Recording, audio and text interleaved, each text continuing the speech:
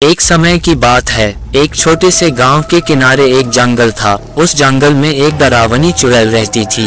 गांव के लोग कहते थे कि उसके काले बाल और लाल आंखें थी और उसका चेहरा डरावना था और वह लोगों को डराती थी।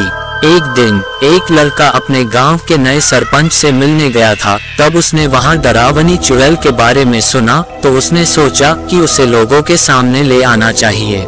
उसके बाद वह लड़का जंगल में चुड़ैल के घर के पास पहुंचा और उससे बात करने का निर्णय किया। वह धीरे धीरे उसके पास गया और बोला, आप कौन हैं और क्या आप अपनी कहानी साझा करेंगी?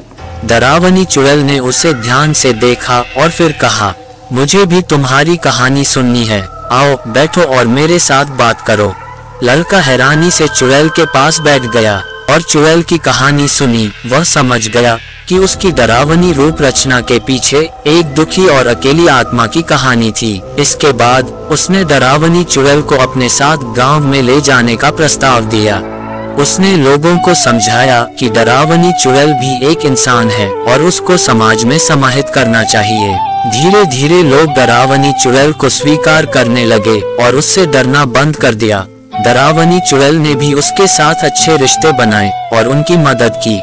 इस कहानी से सारा गांव सीखा कि दिखावे से पीछे देखना और हर व्यक्ति को समझना बहुत महत्वपूर्ण होता है।